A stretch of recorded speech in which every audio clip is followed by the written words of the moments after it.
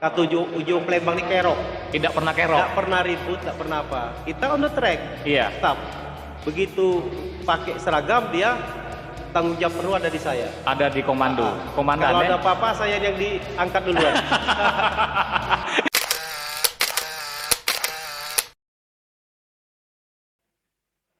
Halo, apa kabar sahabat catatan jurnalis?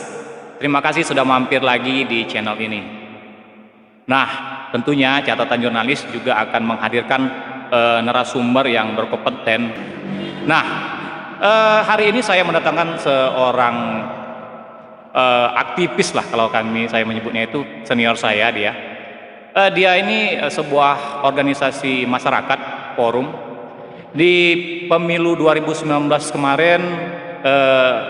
Organisasi ini cukup aktif dalam gerakan-gerakan politik. Bang Japar. Nah, sekarang sudah bersama saya Ketua Wilayah atau Koordinator Wilayah Bang Japar Sumatera Selatan. Ada di samping saya Bang Iskandar Sabani. Benar, Bang? Benar. Oke, apa kabar, Bang? Baik, alhamdulillah. Bang, panggilannya apa ini? Saya Iya. biasa dipanggil ya Bang Benny. Bang Benny. Bang Benny. Oke, jadi aku panggilnya Bang Benny aja ya. Boleh. Oke, Biar Bang lebih Benny. akrab ya? Biar akrab ya. Iya. Emang kita belum akrab. Barusan tadi. Oke, Bang Benny apa nih kesibukan sehari-hari sekarang? Saya sehari-harinya pekerjaan advokat. Sebagai pengacara, Iya. berlatar belakang sebagai pengacara. Iya. Gimana nih dampak pandemi ini terkait terhadap dunia advokat kira-kira? Iya. Pandemi ini memang jadi hantu menurut saya. Jadi kadang-kadang juga kayak saya lihat ini memang penyakit ini memang ada. Dan memang harus kita sikapi dengan baik ya. Sikapi dengan baik, dengan ikhtiar. Dengan ikhtiar. Tapi jangan juga sampai menurunkan imunitas tubuh kita. Uji wong Palembang mati ketakutan. Mati ketakutan. Nah, itu menurut aku Kenapa jangan sampai mati ketakutan itu? ya, karena saya lihat beritanya kadang-kadang di medsos ini kan ada yang hoak, ada yang betul, tidak tersaring. Akhirnya orang yang kurang mengerti, akhirnya mereka Terjebak ya, takut yang luar biasa. Kalau kita lihat ya, di pasar Jakabaring itu, atau pasar 16 lah, mereka tuh tiap hari Ada aktivitas ya? aktivitas, duit tukar menukar, beli barang, duit. Ya bahasanya itu tidak ada yang terkapar, tidak ada yang apa. Tapi pandemi ini memang melanda orang yang antibodi atau imunitas tubuhnya menurut kedokteran turun. Memang lemah ya? Memang lemah. Dan mudah terpapar pandemi Mudah ya? terpapar. Kalau orang di pasar, pagi-pagi dia kena panas. Kena panas pagi, artinya vitamin D itu masuk. Itu kan untuk memperkuat antibodi juga. Di samping aktivitasnya memang tinggi, misalnya dia bekerja kulit panggul atau yang lain sebagainya. Saya rasa menyikapi pandemi ini memang kita harus waspada itu memang harus, tapi juga kita tidak boleh laju paranoid. Jadi seperti apa? Terlalu ketakutan yang berlebihan ya? Yang berlebihan. Kalau ini kan bahaya bagi tubuhnya sendiri. Kalau saya biasa-biasa aja. Kalau masker saya tak pakai.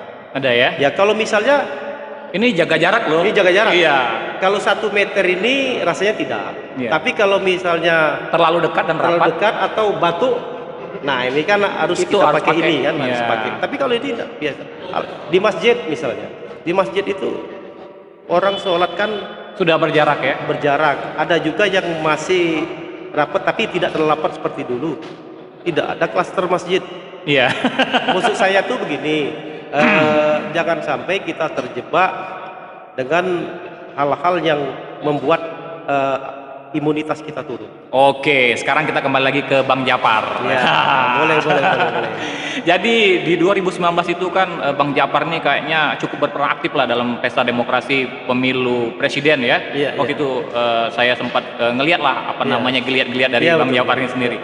Ngobrol-ngobrol soal Bang Japar nih, Bang Japar nih sebenarnya konsennya nih dalam bidang apa sih? Selain daripada jawara dan pengacara. Ya, jadi Bang Japar itu kepanjangannya adalah Kebangkitan Jawara dan Pengacara. Itu di Jakarta ketua umumnya Ibu Fahira Idris yang anggota DPD RI. Anggota DPD RI. Anaknya Fahmi Idris. Beliau itu perempuan kan? Perempuan. Kok bisa namanya Bang Japar? Bang Japar. Saya nggak tahu juga. Kok jadi bisa namanya? Karena isinya itu banyak para jawara dan para pengacara. Jawara ini dalam arti apa? Dalam arti kata ini ahli bela diri. Ahli bela diri. Macam-macam. Kalau di Jakarta kan silat Betawi itu, Iya. pencak silat, ada karate, ada jiu-jitsu, ada judo, ada taekwondo. Kita di sini di Sumatera Selatan itu bermacam-macam itu. Ada yang karate. Seperti saya guru karate. Weh, jadi selain daripada pengacara juga sebagai guru karate. Oh ya boleh dong kapan-kapan saya datang Boleh, ke karatenya itu. Oke. Anggota Bang Japar ini apakah harus ada syarat dan ketentuan kalau memang pengen bergabung di Bang Japar? Tadi jawara dan pengacara. Syaratnya cuma satu, sama seperti ormas yang lain yang ada di sekarang ini kan ormas kan organisasi masyarakat. Syaratnya cuma satu, dia harus beragama Islam. Harus beragama Islam. Tidak beragama Islam tidak boleh bergabung. Karena kita lebih banyak misi. Kita juga melakukan apa? Kegiatan-kegiatan religi ya? Mengawal-ngawal ulama, kegiatan-kegiatan religi. Apalagi zaman sekarang ini sudah seperti ini kan. Iya. Jadi artinya ini salah satu sebagai bentuk perhatian masyarakat lah ya terhadap apa namanya kondisi saat ini ya. Anggota Bang Japar itu macam-macam, ada yang anak majelis. Ada juga yang dokter. Ada juga selain pengajar ada juga yang guru. Macam-macam dari mulai tukang ojek ada semuanya bergabung. Sejalan dengan kita karena visi dan misinya tuh biasa saja. Bang Japar itu yang jelas visi dan misinya salah satunya adalah membantu ketertiban umum. Membantu ketertiban umum. Misalnya penyakit masyarakat yang ada sekarang kan banyak kan. Nah, ini dia terkait penyakit masyarakat, penyakit pekat kan. Iya. Ini seperti apa sih Bang Japar khususnya di Sumatera Selatan menjaga eksistensi apa namanya Bang Japar sekarang ini? Dulu kan kita aktif di pesta demokrasi dan bergerak langsung dengan dunia politik kan, dan terlihat sekali geliat Bang Japar itu ke permukaan kan. Nah setelah pesta demokrasi ini selesai, ini seperti apa ini biar untuk mempertahankan eksistensi kita? Karena dia ini tidak tentatif, dia ormas 4 tahun sekali berganti kepengurusannya. Ya artinya kembali ke apa visi misi dia yang awal, dia membantu ketertiban umum. Bukan artinya kita bergerak tanpa koordinasi misal dengan pihak itu satu komando atau seperti apa? Kalau di Sumatera Selatan komando. Satu komando. Jadi, ketua Bang Japar di Sumatera Selatan ini namanya komandan daerah. Komandan daerah. Oh berarti saya komandan, siap komandan. Kalau di daerah, kalau di kabupaten kota namanya komandan wilayah. Komandan wilayah. Jadi Bang Japar ini ada di struktur kabupaten kota juga? Ada. Kalau di Sumatera Selatan sendiri sudah berapa kabupaten kota yang apa namanya mungkin terregister lah sebagai apa namanya pengurus Bang Japar? Kalau yang calonnya sudah ada, kita harus hati-hati memilih apa komandan wilayah itu, karena saya tidak mau Bang Japar ini jadi organisasi yang akhirnya memeras kepala daerah misalnya. Iya. Misalnya jadi ada misal lu ada kasus, kalau tidak gini-gini dah. Saya tidak mau seperti itu. Iya. Kita lurus-lurus saja. Memfungsikan organisasi itu sebagai pengawas ya, yang benar-benar melakukan pengawasan terhadap kebijakan-kebijakan pemerintah. Dan salah satunya itu. Dan yang kita juga yang paling anu ini memang sekarang ini yang lagi berjalan ini kadang-kadang mengawal para ulama-ulama yang hadir pada saat misalnya ada acara tabligh misalnya itu kan. Juga melakukan pembelaan-pembelaan terhadap kasus-kasus yang merugikan rakyat kecil. Kita ada LBH. Seperti apa itu Mas? Ini Bang. Iya banyak kasus, misalnya perampasan tanah misalnya. Oleh sengketa tanah oleh misalnya perusahaan. Padahal tanah ini misalnya punya dia dari kakek moyangnya, tahu-tahu ada perusahaan yang menyerobot lah yang menyerobot bahasanya. Kita melakukan pembelaan-pembelaan seperti itu, dan di situ ada namanya apa LBH Bang Japar. LBH Bang Japar itu nanti kita tulis di sini, LBH Bang Japar ya. LBH Bang Japar. Ada nomor teleponnya nggak? Boleh. Ketuanya Pak Idasril. Oh, Pak Idasril ya. Nanti saya juga akan ngobrol sama Pak Idasril nanti, tapi dengan session yang berbeda. Iya. Oke, Bang Benny. Iya. Apakah sampai saat ini masih terus melakukan pengawalan atau seperti apa? Sampai saat ini kita masih tetap eksis. Artinya apa-apa yang dilakukan oleh Bang Japar ini tetap on the track, tidak lari kemana-mana.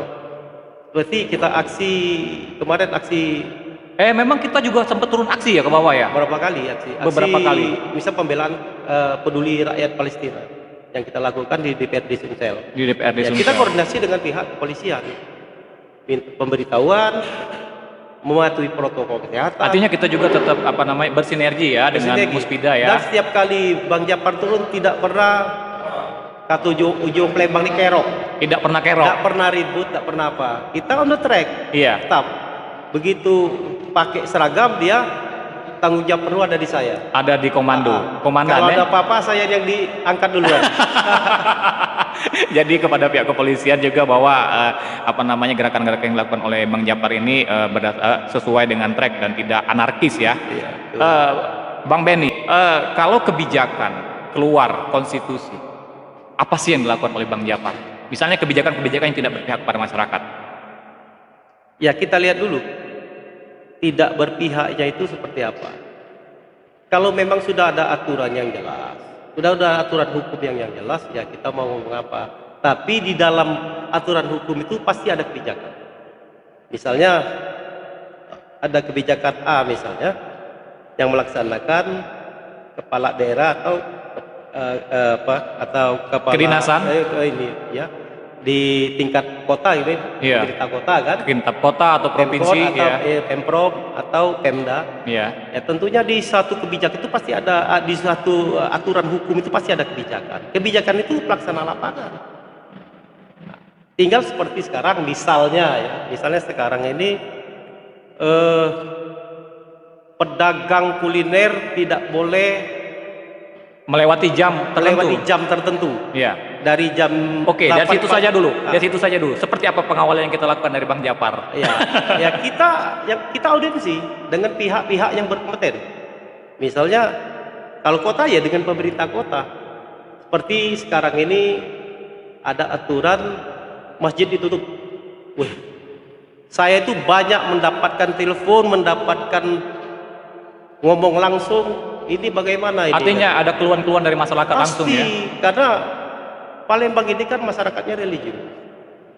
Sampai ada ngomong kalau masjid ditutup, ya kami tahan mati katanya di sini. Ini komunikasi yang buntu. Oke. Jadi tugas kita luruskan dengan pemerintah kota ini seperti apa. Rupanya alhamdulillah ada instruksi lagi dari pusat selama PPKM di Sumatera Selatan, kota Palembang khususnya, kota Palembang masjid itu boleh dibuka, tapi tidak boleh sholat berjamaah. Nah ini dibutuhkan kebijakan. Aturan boleh aturan. Kalau di Pulau Jawa tingkat kematian dari COVID itu sudah sangat dahsyat misalnya, oke. Tapi kalau di sini kita harus lihat ada kajian ya. Kajian. Oke. Jadi data-data yang konkret, bukan data yang abal-abal. Oke, sekarang satu lagi nih kepada Bang Ben. Harapan kita nih kepada pemerintah kota maupun pemerintah provinsi ataupun kepada pemerintah pusat, seperti apa terkait kebijakan ini dari perspektif Bang Japar ya? Iya. Harapan kita kepada pemerintah. Jadi saya berharap untuk membuat suatu keputusan harus ada kajian-kajian yang matang, tidak sekonyong-konyong, tidak serta-merta, tidak gagap. Karena kita nih ya pemerintah jangan gagap. Kita ngerti bahwasanya ini pandemi ini melanda seluruh dunia, tapi kita tidak perlu. Kita punya Tuhan, kita punya Allah yang menentukan hidup mati kita ini yang di atas sebagai seorang yang beriman. Tapi kita tidak boleh ngomong juga seperti itu kalau tidak ada usaha, tidak ada ikhtiar. Artinya ikhtiar itu artinya harus dikaji melalui kajian dulu. Artinya misalnya kamu tidak boleh berdagang. Yang tidak boleh itu berkerumun. Kalau berdagang itu ya monggo, orang kan jadi makan. Yang nggak Hari- boleh itu hari- berkerumun ya, bukan berdagang. Bukan pedagang. Pedagang boleh. Kalau tidak ada yang pedagang, bagaimana kita mau makan? Iya, iya, iya, iya, iya. Iya. Jadi maksud saya, buat aturan itu melalui kajian-kajian yang matang. Kalau berkerumun, yang berkerumun harus dibubarkan. Bukan pedagangnya yang diangkut, bukan pedagangnya ditangkap. Misalnya itu salah satu contoh. Iya. Mungkin contoh yang lain kan banyak kan. Artinya Harapan kepada pemerintah lah, Bang Benny. harapan kepada pemerintah, kita berharap pemerintah juga harus menerapkan aturan yang sudah baku, harus humanis. Harus Ya, humanis. humanis, tidak bisa seperti yang kita saksikan di medsos di Pulau Jawa. Itu kan mereka kan PPKM PPKM darurat ketat lah ya. Darurat. Darurat. Darurat beda. Kalau kita nih PPKM pengetatan. Beda darurat dengan pengetatan. Pengetatan itu misalnya selama ini warung misalnya tutup, selama ini 100% boleh makan di tempat. Mungkin dikurangi 25% aja buat jarak. Atau misalnya take away, tidak boleh seperti sekarang kan take away dari jam 5 sampai jam 8 kan take away. Nanti Pak Idasril mungkin yang akan lebih pas karena punya forum siap. kuliner. Tapi saya sentil aja sedikit. Kalau dia berdagang misalnya biasa sampai jam 12 ya enggak apa-apa. Yang penting nggak boleh makan di tempat. Yang akan menimbulkan efek corona itu kalau kita Terjadinya kerumunan ya? berdekatan. Itu pun juga kalau ada yang sakit. Misalnya batuk atau apa, dia si COVID ini tidak melayang-layang. Kata dokter seperti itu. Kalau misalnya saya batuk, Ada droplet ya. itu yang nggak boleh tuh. Jadi harus pakai masker. Masker. Oke. Oke, sahabat catatan jurnalis, asik sekali yang ngobrol sama Bang Benny ini ya. Namanya ngobrol sama aktivis, pengacara, jawara ini memang nggak ada matinya. Tapi saya berharap sih ini bukan obrolan kita yang pertama ya. Mungkin akan ada obrolan-obrolan yang lainnya juga dengan segmen-segmen yang berbeda ya. Ya Bang Benny, bukan begitu? Oke, siap. Saya sebelumnya Kalau saya diundang saya datang. Oke. Jadi saya Riza Palevi. Mungkin saya tambahin dikit. Iya, boleh, boleh.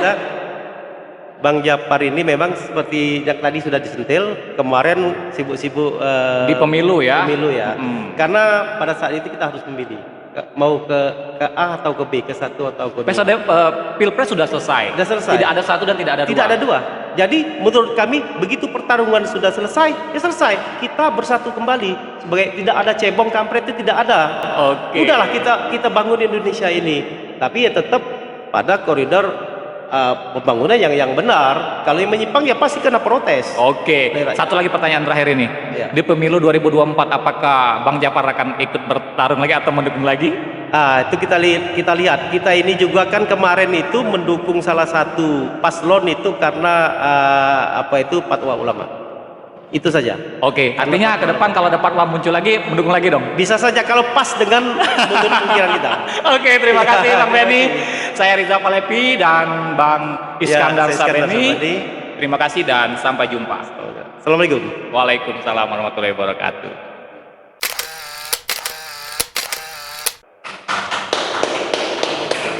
Oke. Oke, thank